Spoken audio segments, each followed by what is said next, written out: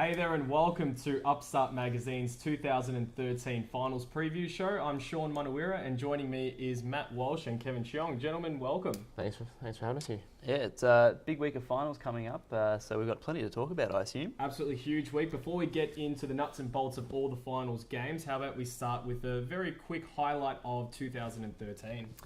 For me, I can't go past the Western Bulldogs and their end-of-season development and how good they look despite bottoming out in the last couple of years and playing preliminary finals only 3 or 4 years ago. So it's great to see that they've come good towards the end of the season, and there's plenty to look forward to next year for them.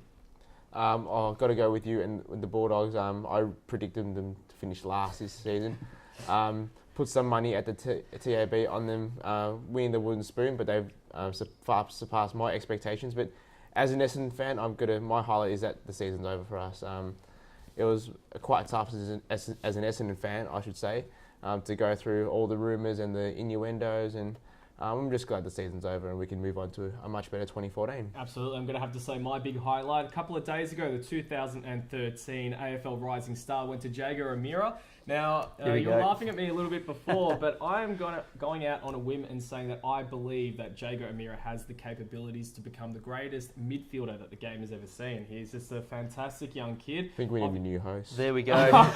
It's the first episode and you're already making claims. Big statements like that. Credibility, come on. I'm happy to stand by that, but obviously big highlights of the season, and there were plenty more as well. So let's just get straight into the finals preview. Now, our first show, the Hawthorn Football Club versus the Sydney Swans tonight at the MCG. Absolutely huge game. And let's just quickly talk about the Buddy factor. Now, probably a really bad move by him, and he's really let his team down. Well, he went for the bump and he could have gone for the tackle, and that's the thing the match review panel have been keen to stamp out of this game.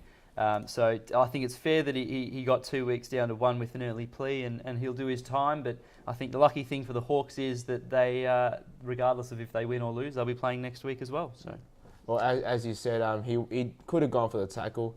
The ball was on its way out, and he just let his elbow go. Unfortunate for him to be sitting out this weekend. But as you said, they got a lot of coverage with Jared Ruffhead, Jack Gunston, all capable of kicking bags, and they've got some great midfielders in John Lewis who can also push up forward. So I don't think there should be too much of an issue there. Absolutely, of course. Jared Ruffhead won the Coleman medal.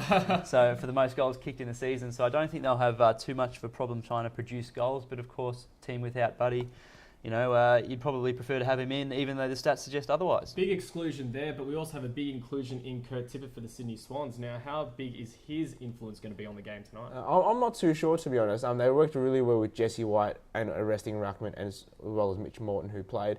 Well, Tippett, could he clog up their forward line a bit too much? Could they be a bit top-heavy on a wet MCG? Who knows? I'm just going to wait and see how that goes out. Yep. Star-studded midfield for both teams. Where's the midfield battle going to be won? Well, definitely going to be an engine room game. You've got two midfields that aren't really renowned for their speed. They're just more known for their grunt work in the middle. So it'll be definitely an interesting midfield battle, especially as you say, if it is wet, it could get quite congested in the middle. But of course, both teams have some quality deliverers of the football. So regardless of how the forward line of Jesse White and Kurt Tippett goes, I think the delivery into both the Sydney and Hawthorn forward lines should be fantastic, and we're in for a great game. Kevin, who has a better defence in this matchup tonight? Well, I think it's hard to say, but I think the Ted Richards factor would push it over to the Sydney Swans. Brian Lake and Josh Gibson worked really well together, but Ted Richards has been outstanding for me this season. His work with Heath Grundy in the backline is outstanding. I think they should be okay with Jared Ruffhead, the sole big forward for them. Definitely very evenly matched across the ground, so we'll see how that one goes. Have you got a tip for us, Sean? Yeah, tip. I'm going to have to go with the Hawthorn Football Club. I know a lot of people think Sydney will bounce back, and obviously they played in round 23 with Sydney going down by 12 points, unfortunately, to the Hawks. But yeah, I still think that... Unfortunately, is it? Yeah, sorry, I'm not having any bias at all. But what about key players in this game, guys? Just quickly before we get our tips. I would have to say that Ruffhead, just to see how he copes without Buddy, and because he obviously have to be resting Ruck as well. Yeah. But I think Sydney will win the game. Sydney, yep. I think Mike Pike will be the key factor with Jared Ruffhead doing a lot of the ruck work. I reckon he can really take advantage of Jared Ruffhead having to push forward a lot more. He'll be the key player for me, and Sydney will win. All right, great. So it's been 100 odd years in the making, but we finally have a final back at Geelong at Simmons Stadium with Geelong versus Fremantle at Simmons Stadium. Now, a bit of controversy with the Fremantle team against St Kilda excluding 12 players from their starting lineup. Now, Kevin, we were just talking about this a little bit before. What does that mean for the game of AFL? I think it's not such a big issue as everyone is making it out to be. They've done it before. The AFL did kick up a stink a few years ago when Freo decided to take a rather ordinary side down to Aurora Stadium against the Hawthorn Football Club. It's their prerogative. They've earned the right to do that by winning all their games nice and early. They're going to rest all their big players, the likes of Nathan Fife, Stephen Hill, Gary Gibberson, who's under an injury cloud, the likes of Michael Walsh, who's had an outstanding season. They've earned that right to rest them. I don't think there's an issue. Yeah. Is it right to flirt with your format? Their prerogative in the end, so they can choose to do whatever they want. I would prefer not to flirt with my form if I was a coach.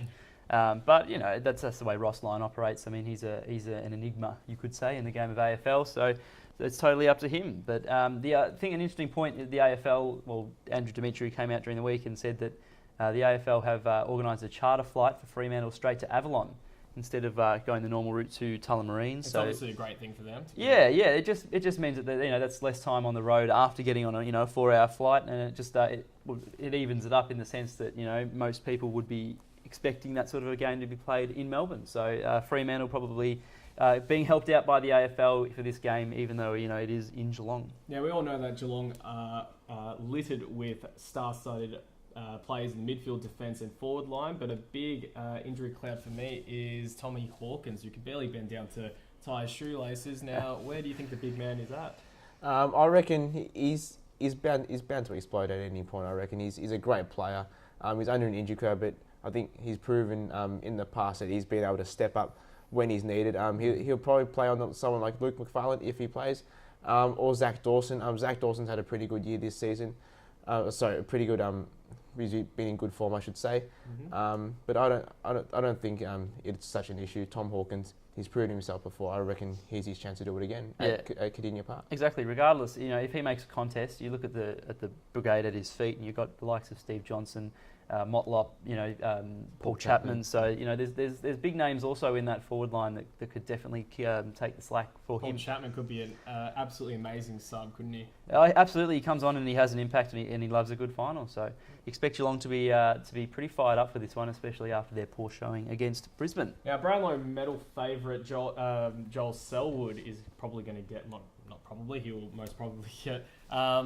Ryan Crowley. Super stopper. How's that matchup going to work? Well, last time they played, Geelong won quite comfortably, but Crowley kept Selwood to just 13 possessions in their last encounter. So I think he's been very good all year, Crowley. He's kept his opponents to very, very meagre totals, but also collecting the ball plenty of times himself. Yeah. Be interesting to see how he goes in a final down at the Cattery. Well, that's the thing about Ryan Crowley. His opponent drags him towards the contest a lot. He's able to hurt them both ways. His disposal's really improved in the last few years, so expect him to have a big impact on this game, I reckon. Absolutely. Big impact. So, gentlemen, key players and tips for this game. Oh, if I had to say a key player, I'd have to say Crowley for Fremantle, definitely. If he can stop Selwood, that'll go a long way to winning the midfield battle. And no, I do think Geelong should be able to win, though, down at Geelong. Well, my X factor is going to be Stephen Motlop. He's been in great form for the Cats. Expect him to step up, and I reckon the Cats will be too strong.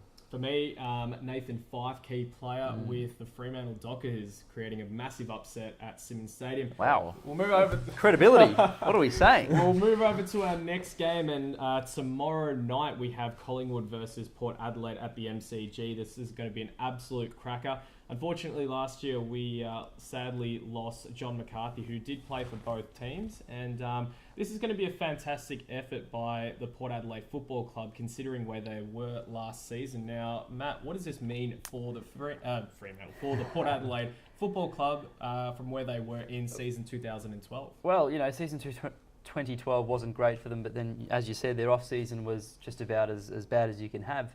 But Ken Hinkley's done some wonderful things with the club this year.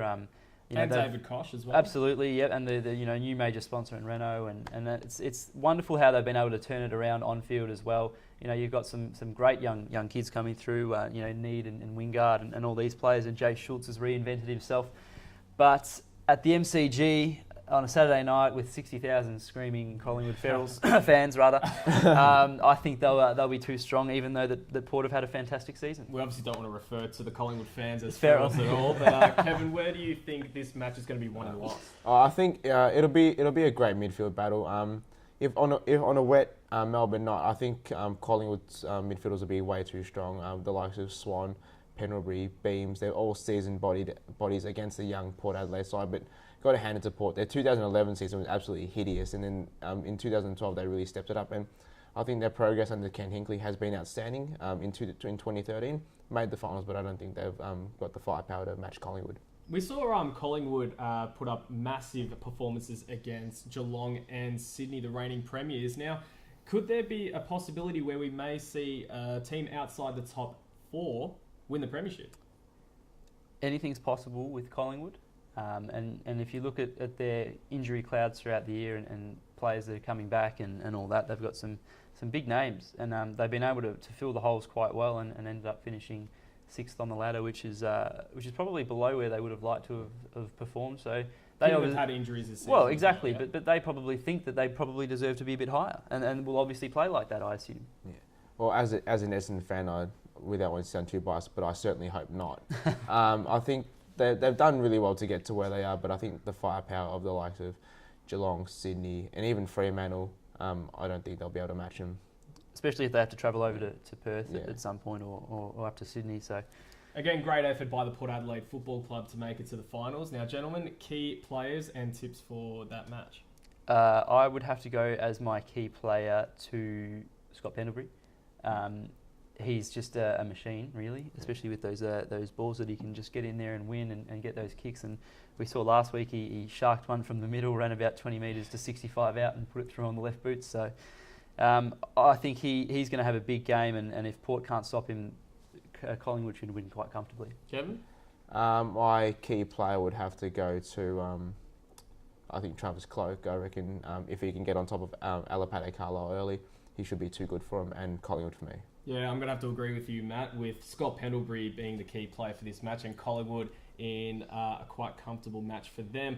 We'll move on to our next game in Carlton and Richmond. Now, who would have thought that Carlton, coming from 9th spot, will be playing finals? But it has happened. But more importantly, the Richmond faithful are very happy because their team is finally going to be playing finals for the first time in about 12 years. Now, Sunday afternoon at the MCG, it's going to be a spectacular day, regardless of the weather. But we're going to see a huge amount of fans packing the MCG. Now, Matt, where is this game going to be won and lost? Well, funny you mention that though, because the game is officially a sellout. All public tickets have sold out. AFL members, MCC members, club members, it's all gone. So pretty much it's just walk up AFL and MCC from here. So it should be rocking on Sunday afternoon. It's going to be a very popular game. Yeah, well, it seems like that. So, but yes, I don't know. I think it's very, very hard to call. Richmond, they finished 5th. Carlton finished 9th.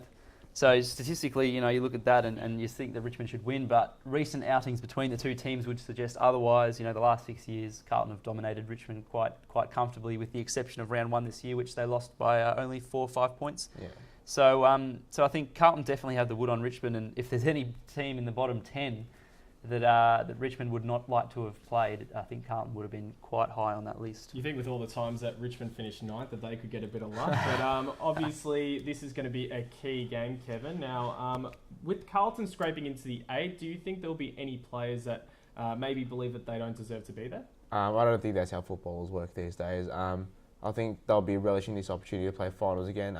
Unfortunately for my lads, they had to relegate down to 9th position, but I think Carlton, under Mick Malthouse, they'll have that killer instinct. They'll really fancy themselves against the Tigers. As Matt said, they've had the wood on them in recent years, so I don't think Carlton boys will feel any sympathy towards Essendon. Absolutely, I think Chris Judd also coming back, and Carlton, they played really well last week, especially Mark Murphy, the captain, had a fantastic last quarter.